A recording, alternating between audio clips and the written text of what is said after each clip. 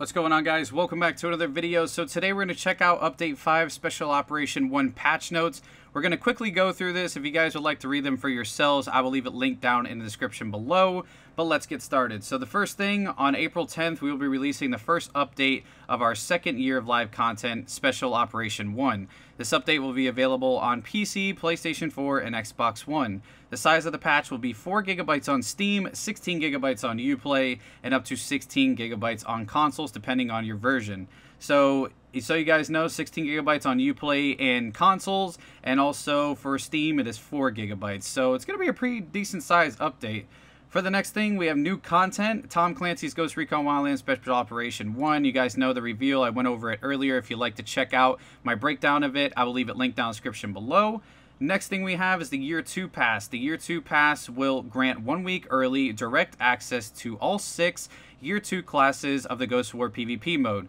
The pass also includes 8 battle crates. 4 of those crates are Spec Ops, and 4 of those crates are Ghost War crates.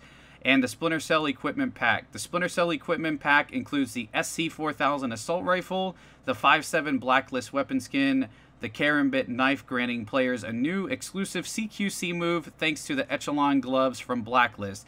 The Splinter Cell costume, also including the Karambit Knife, CQC move, and Sam Fisher's new night vision goggles. 2 new night vision goggles with their own night vision filter with a flip down animation. 3 new weapon camos. To activate the Karambit Knife, CQC, the Echelon Gloves, or Splinter Cell costume must be equipped. Now, for the campaign, we have the Splinter Cell Special Challenge. The free Splinter Cell Special Challenge will be available for all players for 1 month starting on April 10th. The rewards for completing the mission are Sam Fisher's night vision goggles with their own Splinter Cell vision, new proximity mines, and a Splinter Cell patch. So upon completing the Splinter Cell mission, you get 3 things. You get the Splinter Cell vision with Sam Fisher's night vision goggles, you get the proximity mines, and you also get a Splinter Cell patch. The mission will still be accessible after the challenge is over, but the rewards will no longer be available. The mission starts in La Cruz. AI teammate customization, you guys already know this. We get to customize our AI teammates. Now, you don't get to customize their gender, you don't get to customize their face or their weapons. So that kind of sucks, but then again, at least you're able to customize your characters and dress them up how they want. You know, you can do all ghillie suits if you do like a stealth mission, you know, all black outfits, all desert, jungle, whatever it may be, snow outfits. It's going to be really, really cool to see what people come up with. Next thing we're going to take a look at is the new content for Ghost War. We have a new game mode, as you guys know, called Sabotage. In Sabotage, teams take turns in defending or attacking 2 radio transmitters. The attackers must activate 1 radio transmission and defend it until it finishes, while the defenders must either stop the transmission or prevent the activation in the first place. So basically how this is going to work, and I said it was a new version of Uplink, which it kind of is, but then again it has 2 radio transmitters, and basically what you have to do, I would imagine, is activate one of the radio transmitters, and it has like a 1 minute until, you know, it successfully shuts down or whatever, however it's going to go. So you will have, you know, say for instance like 1 minute or 30 seconds to disable it, and they can activate 2 at one time, I would imagine. We'll have to wait and see. You know, that's all speculation though, and just my opinion on how it's going to work, but we'll see for sure tomorrow once we get the new game mode, and obviously I'll make a video on it and explain it a little bit more. So we have new maps. The first map we have is Library.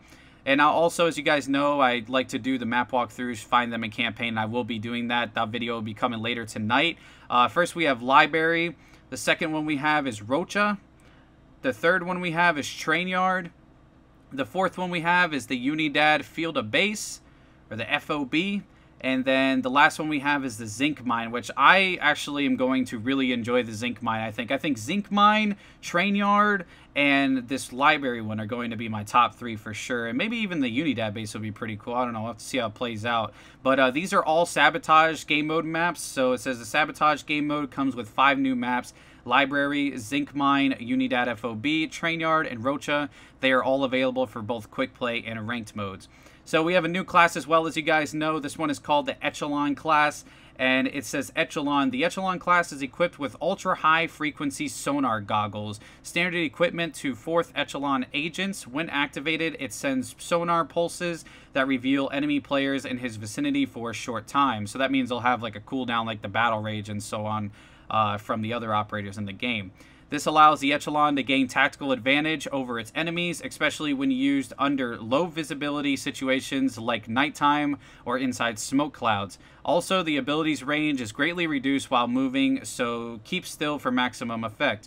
The Echelon also comes equipped with the brand new proximity mines.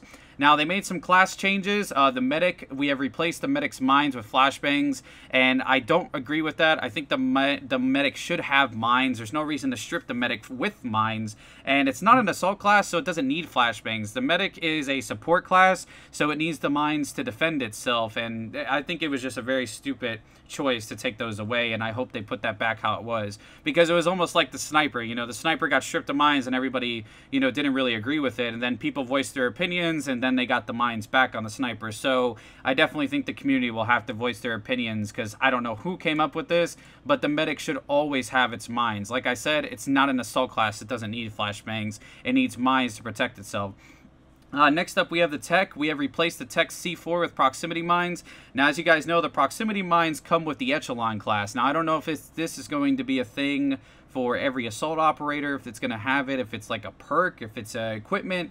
I don't know what it's going to be, but the Tech C4 is now stripped, and it now has been replaced with the proximity mines. I think that instead of taking the medic's mines away and trading them for flashbangs, I think the Tech C4 should have been taken away and, you know, switched out with flashbangs. So I think the tech should, you know, definitely have flashbangs instead of the proximity mines, but that's just me. And then next up, we have the Point Man. We have reduced the damage output of his ACR and AK-12 by small amounts to bring them to a similar level and balance the class. As you guys know, you know how I feel about Point Man. Although he is one of the best characters in the game and is super deadly, and a lot of people play him, including me, I definitely think the Point Man needs to be toned back a little bit because he is very, very powerful. So they did that by reducing the damage output of the ACR and the AK-12. So we'll have to see how he plays, but I'm pretty sure he's still strong as fuck.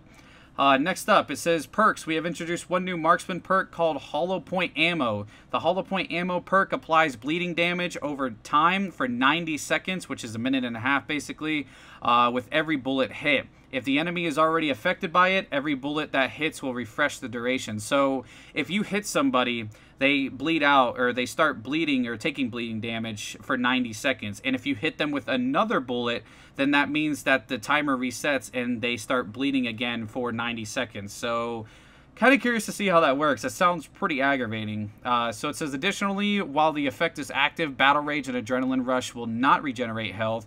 Interacting with a supply crate will remove the bleeding effect. So basically for this one, if you have the Hollow Point Ammo and you hit somebody, Battle Rage and Adrenaline Rush will not refresh your health. You'll continue to bleed out. And if you hit somebody with this Hollow Point Ammo for 90, you know, for that 90 seconds, you know, when they start bleeding out and they hit the ammo crate and then you hit them again, then they'll be affected again by it. So it's, I don't know, this perk is definitely going to be pretty interesting. I know that's kind of confusing.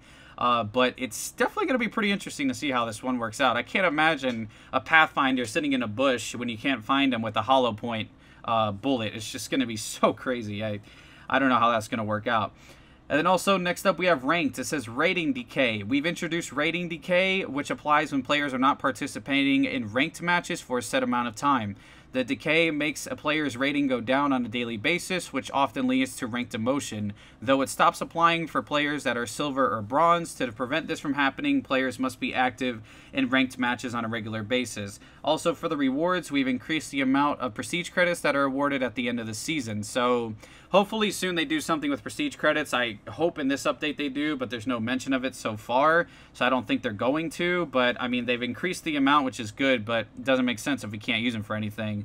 And then also the rating decay is pretty awesome. So if people, you know, play their placements, they get their Platinum 2, Diamond 1, and then they make Elite, and they said, oh, okay, I made it Elite, I made it to the top rank, I'm going to stop playing for the season.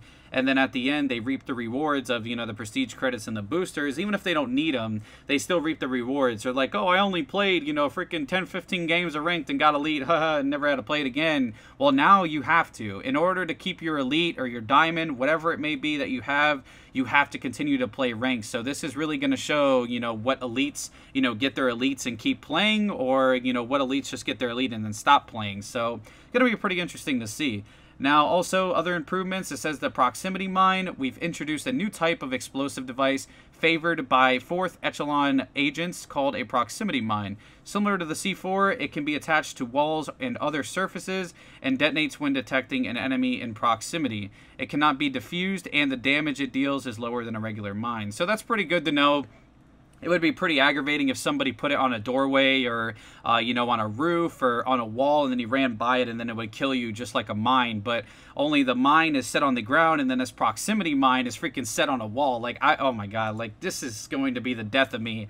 And I'm going to continue to run safety first now that this is implemented. I mean, people will have this shit on the wall, doorways, you know, in little corners where you wouldn't think they'd be. I mean, it's something that can stick to walls. So it's just like C4, you know, you can put it on the side of a wall, maybe on a stop sign. You can put it in, you know, next to a basket or something. I don't know. The possibilities are freaking endless, and I can't wait to see. But it does say that it can't be diffused, which is a good thing, and also the damage it deals is lower than a regular mine. So it seems like you'll take damage. So say, for instance, just speculation here, say you're at 100% health. Maybe you get hit by this mine, you get taken down to 50% or maybe even 25% or maybe even lower to where your character's a one-shot. So we'll have to see how that works. So, and also the tutorials, and then they have the PvE and the PvP bug fixes, but I'm going to just let you guys read this for yourself. It's a lot to read, and I don't want to, you know, start getting repetitive and everything.